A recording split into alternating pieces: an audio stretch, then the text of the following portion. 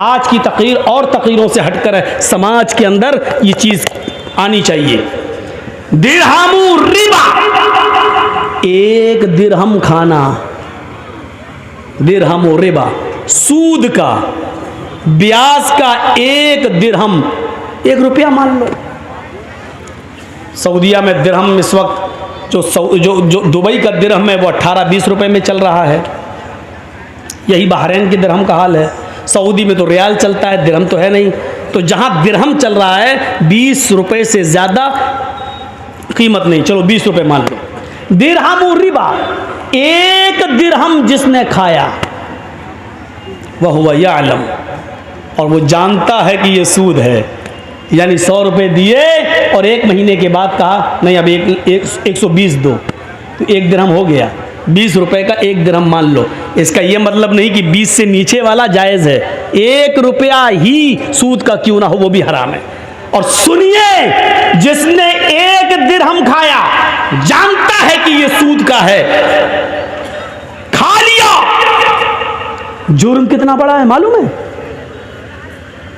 अशद्दु मिन सित्ततिन व सलासीन ज़नियतन, सित्ता 6, सलासीन 30, 6 और 30 जोड़िए, 6 + 6 + 30 कितना हुआ? 36 ज़नियतन, जिना। गोया कि उसने 36 मरतबा जिना किया। 1 रुपया जिसने सूद का खाया जानते हुए कि ये सूद है, ये 1 दिरहम 36 मरतबा जिना से भी ज्यादा सख्त है। 36 मरतबा जिना करना आसान है, लेकिन सूद का 1 दिरहम 36 मरतबा जिना करने से भी संगीन जुर्म है। क्या रह गया?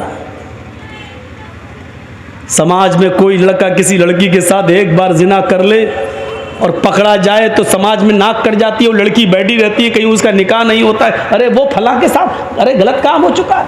सोचो 36 मरतबा, और इसको भी कहा कि ये आसान है। सूद का 1 रुपया 36 मरतबा भी जिना से ज्यादा सख्त है। क्या गुजर रही होगी आज की मेरी तकरीर उन लोगों के ऊपर जो सूद खाते हैं। अल्लाह की कसम, एक एक लफ्ज उनके ऊपर हथौड़ा बन के बरस रहा होगा। इसीलिए कहते मंत्र सुना, मंत्रों में ये सब आता नहीं है ना, ये सुनना पड़ेगा तुम्हें नहीं, तुम्हारे बाप को भी सुनना पड़ेगा। जब तक मैं इस कुर्सी पर हूं सुनना पड़ेगा, बाद में हमें सुना देना जितनी गालियां देना हो, क्योंकि ये पावर मुझे मोहम्मद रसूलुल्लाह की तरफ से मिला है। जब तक मैं इस कुर्सी पे हूं सुनना पड़ेगा। ये है सूद और ब्याज की हैसियत, हकीकत नहीं। अब आपका एक सवाल होगा कि मौलाना साहब, बैंकों में हम जो पैसा रखते हैं, आप सोचिए, एक और मसला हल कर दूं। जो लोग बैंक में नौकरी करते हैं, अब उनके बारे में पूछो कि मौलाना साहब वो नमाज पढ़ते हैं, उनकी नमाज होगी या नहीं होगी? वो कुर्बानी करते हैं, उनकी कुर्बानी होगी कि नहीं होगी? क्लियर कर दूं, नहीं होगी। क्यों? क्योंकि कोई बैंक ऐसा नहीं है जहां सूद का कारोबार लिखा ना जाता हो, दर्ज ना होता हो। स्टेट बैंक ले लो, ICICI बैंक ले लो, ग्रामीण बैंक ले लो, रिजर्व बैंक, कोई भी बैंक हो, आप उसमें नौकरी कर रहे हैं, आप खाते नहीं हैं, आपके अकाउंट में पैसा जमा है, आप उतना ही निकालते हैं जितना आपका है, सूद बढ़ता आप छोड़ देते, आप नहीं खा रहे हैं, ठीक है, अच्छी बात है, बहुत अच्छा है। लेकिन सिर्फ खाना ही नहीं है। अल्लाह के नबी ने फरमाया, लानतुल्लाहि अला आकिलिर रिबा व मुकिलहु व कातिबहु व शाहिदही व क़ालहुम सवाउन। अल्लाह के नबी की यह हदीस है। अल्लाह के नबी सल्लल्लाहु अलैहि वसल्लम ने फरमाया, अल्लाह की लानत हो सूद खाने वाले पर। सुनिए, अल्लाह की लानत हो सूद खाने वाले पर। डेढ़ फुटिया ने तो आपको हंसाया है, हम यहाँ कुरान सुना रहे हैं, हदीस सुना रहे हैं। बेचारा रास्ते में हमसे कह रहा था, मौलाना साहब हमको इतना कुरान हदीस नहीं आती है, हम तो भीख मांगा करते थे, 2 रुपए 4 रुपए कोई देते। अल्लाह ने कहा जिसके पास जैसा इल्म है उसने बताया। मेरे भाइयों, यहाँ कुरान है और हदीस है, एक तरफ आयत है एक तरफ हदीस है। सुनो, लानल्लाहु अला आकिल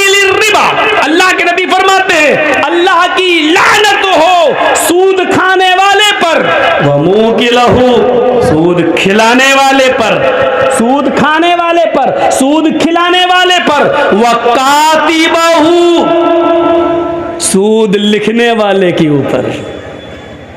जर्जी साहब सूद खाते नहीं हैं, किसी को 1 लाख दे के 10 भी नहीं ले रहे हैं। बैंक में मेरा भी पैसा 1 लाख जमा है, 1 साल के बाद निकाल रहे हैं तो 1 ही लाख निकाल रहे हैं, जो बढ़ गया ब्याज वो हम नहीं ले रहे हैं। नहीं साहब, ब्याज हम नहीं खाएंगे, लेकिन हम बैंक में नौकरी कर रहे हैं। आपका 1 लाख का 1,03,000 हो गया, हम लिख तो रहे हैं, हम चढ़ा तो रहे हैं कि 1,03,000, आपका बढ़ गया, लिख तो रहे हैं हम 1,03,000। ये लिखने पर भी लानत। और क्या कहा, वह शाहिदही, गवाही देने वाला, सूद लेने वाले की भी गवाही, सूद देने वाले। हाँ मेरे सामने इसने दिया था, हाँ मेरे सामने इसने लिया था, इन दोनों गवाहों पर भी लानत। और क्या कहा अल्लाह के रसूल ने, वक़ाल हुम सवाउन, ये सब बराबर हैं, खाओ या ना खाओ, लिख रहे हो खाने वाले के बराबर हो, उस पर भी लानत।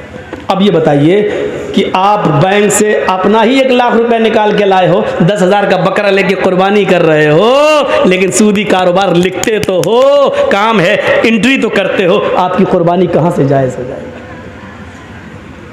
आप नहीं खा रहे, लिखते हैं, खाने वाले के बराबर हैं। कभी झगड़ा हो गया, आपने कहा नहीं साहब इनका 1 लाख रुपए जमा था और इंटरेस्ट बढ़ते हुए आज 1,05,000 हो गया, आप गवाही दे रहे हैं, आपने गवाही दी, खाया नहीं है लेकिन गवाही दी, आप बराबर हो गए खाने वाले के। सूद का मामला देख रहे हैं कितना पेचीदा है, सूद का मंजर देख रहे हैं आप, ये भी एक नाजायज तरीका है माल खाने का।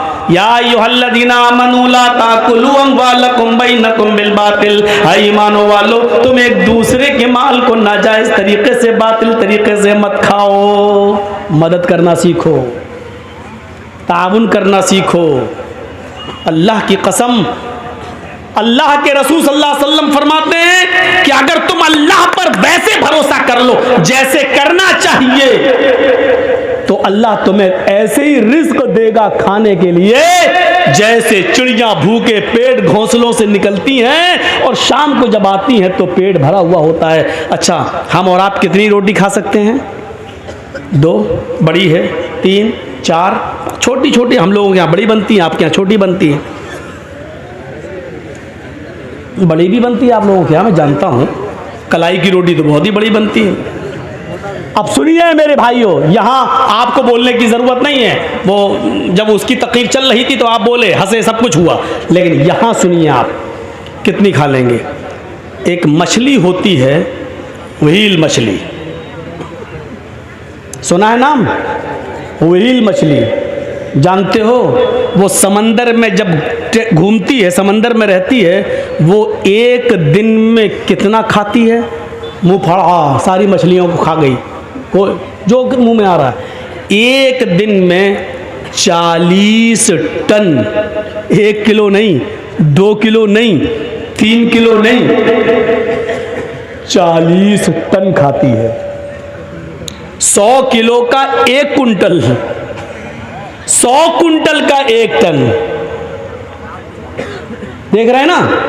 100 किलो का 1 कुंटल और 100 कुंटल का 1 टन कितना खाती है? 40 टन। कितने दिन में? 1 दिन में। मेरा रब वो है जो व्हील मछली को भी समंदर की तारीकी में, अंधेरे में 40 टन उसको खाना खिलाता है, 40 टन उसके पेट में पहुंचाता है, उस मछली को भी भूखा नहीं सोने देता है। आए 2 रोटी, 3 रोटी, 5 रोटी के लिए सूद खाने वालों, चोरी करने वालों, डकैती डालने वालों, तुम्हें अपने रब के ऊपर भरोसा क्यों नहीं है? मेरा रब तो 40 टन, 40 टन, 100 टन का 100 किलो का, 100 कुंटल का 1 टन, 40 टन मछली को, व्हील मछली को खिलाता है। मेरा रब तो उसको भी भूखा नहीं सुलाता है। तुझे अपने रब के ऊपर भरोसा क्यों नहीं रहा है? तू अपने भाई की मजबूरी का फायदा क्यों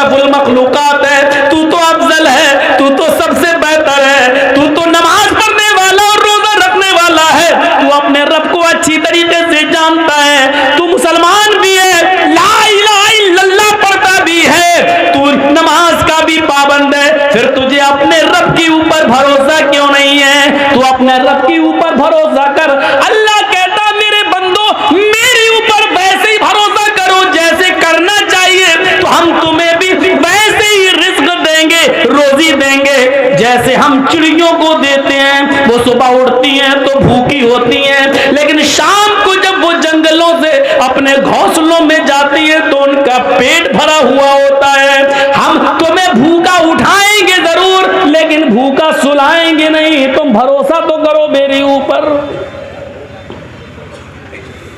हम तो मुसलमान हैं, हमें क्यों नहीं देगा?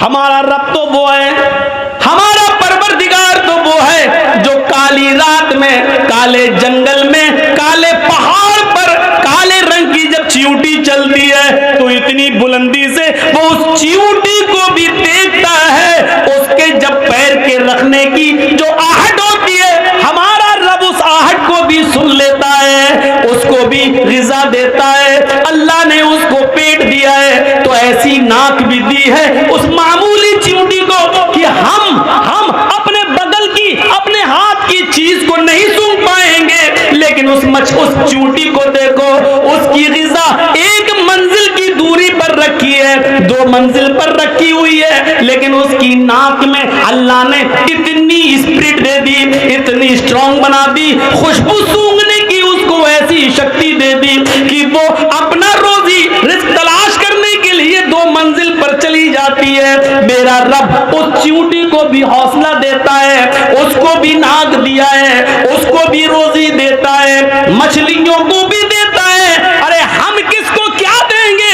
हम अपने दोस्तों को दस्तरखान पे बिठाएंगे, खिलाएंगे, लेकिन अपने दुश्मन को हम देखना भी गवारा नहीं करेंगे। शादी मेरे बेटे की है, हम अपने यार दोस्तों को बुलाएंगे, लेकिन अपने दुश्मन को हम नजरअंदाज कर देंगे। मेरे भाइयों, हम दोस्तों को खिलाएंगे पिलाएंगे, लेकिन दुश्मन को भूल जाएंगे, उसकी तरफ नजर उठाकर भी नहीं देखेंगे। मेरा रब तो वो है जो दोस्त को भी खिलाता है, दुश्मन को भी खिला रहा है, नमाज पढ़े उसको भी दे रहा है, न पढ़े उसको भी दे रहा है, जो ला इलाहा इल्लल्लाह का इकरार करता है वो उसको भी देता है, और जो मूर्तियों की पूजा कर रहा है वो उसको भी दे रहा है। उसकी नजर में खाने और पीने में कोई इम्तियाज नहीं। ओ मेरे बंदो, जब हम काफिरों को दे सकते हैं तो तुम्हें क्यों नहीं दे सकते?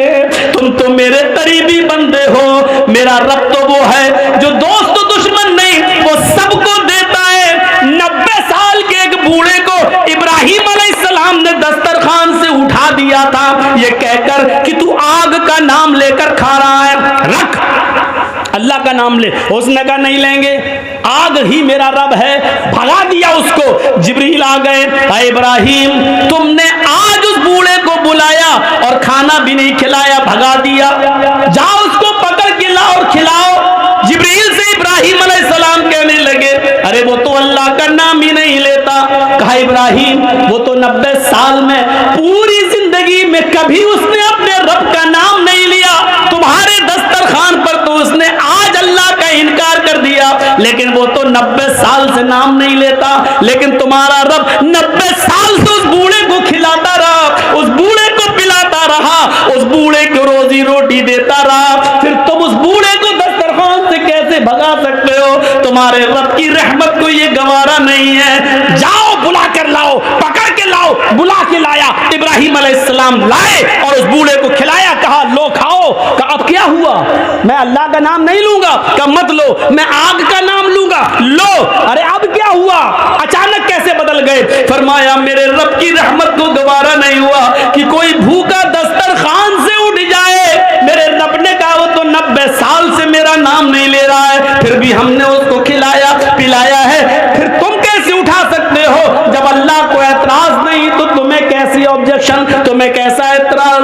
उस बूढ़े ने कहा आपका रब इतना मेहरबान है, फिर मुझे उस रब से जोड़ दो जिसकी रहमत का ये हाल है। मेरे भाइयों, वो बूढ़ा पहले इब्राहिम अलैहिस्सलाम से जुड़ता है, जुड़ता है, उसके बाद खाना खाता है, अल्लाह का नाम लेता है और खाना शुरू कर देता है। मेरे भाइयों, ये रब है जो गैरों को भी खिला रहा है, अपने दुश्मनों को भी खिला रहा है, नाफरमानों को भी खिला रहा है। जब वो खिलाने पिलाने वाला है तो हमें रोजी रोटी की इतनी फिक्र क्यों हो रही? होनी चाहिए, लेकिन इतनी फिक्र नहीं। जब 40 टन गोश्त खाने वाली मछली को खिला रहा है वो, तो हमें 2-4 रोटी के लिए इतनी फिक्र क्यों? इतना उतार चढ़ाव है। क्या होगा, कल कहाँ से खाना आएगा, 1 महीने बाद हम रिटायर हो जाएंगे सरकारी नौकरी से, फिर हमारे बच्चों को कौन देखेगा? हमारी 4 बेटियां हैं, हमारी बेटियों की शादी कैसे होगी? इनके लिए जहेज का इंतजाम। अरे मुआशरे में, समाज के लोगों, जहेज की लानत को खत्म करो। अगर इसको आपने खत्म कर दिया तो बहुत बड़ा एक जिहाद आप जीत जाओगे, बहुत बड़ा एक मार्का आप हासिल कर लोगे। क्योंकि इंसान नाजायज तरीके से जो कमा रहा है, अक्सर उसमें ऐसे हैं कि जिनको अपनी बेटियों की शादी करना है, उनको अपना फ्यूचर, मेरी बेटी की शादी कैसे होगी, इसलिए वो नाजायज तरीके से माल कमा रहा है। एक मुसलमान को दूसरे मुसलमान की हमदर्दी होनी चाहिए, एक मुसलमान को दूसरे मुसलमान का दर्द होना चाहिए।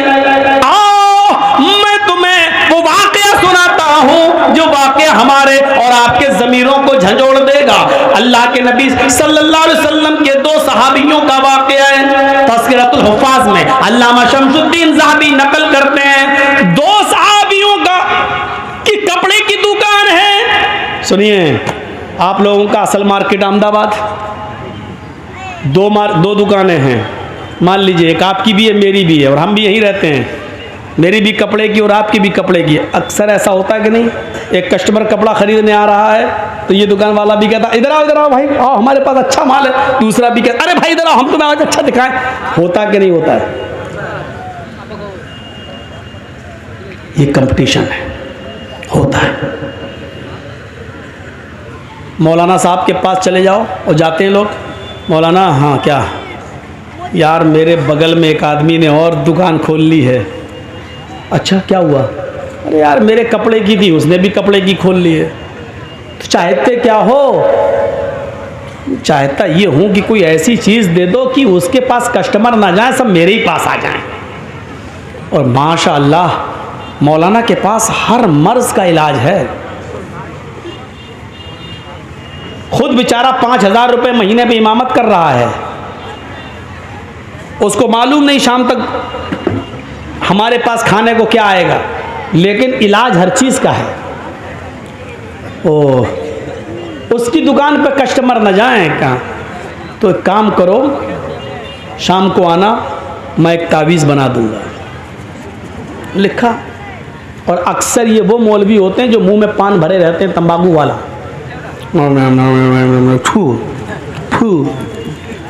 अपना लिख देंगे, तावीज़ बना देंगे, फूक फाक कर देंगे, कपड़े में लपेट लो। क्या हुआ? रात के अंधेरे में जब सब सो जाएं तो इस तावीज़ को उसकी दुकान के सामने थोड़ा सा गड्ढा खोद कर गाड़ देना। क्या होगा? जो भी कस्टमर उसकी दुकान पर जाएगा उसका दिल ही नहीं लगेगा, वो लौट के तुम्हारे पास आएगा ही आएगा है। उसकी दुकान बंद हो जाएगी, तेरी चलेगी। एक छोटा सा सवाल आपसे, क्या अल्लाह के रसूल इसलिए आए थे कि एक की दुकान बंद कर दी जाए और एक की दुकान चलने दी जाए?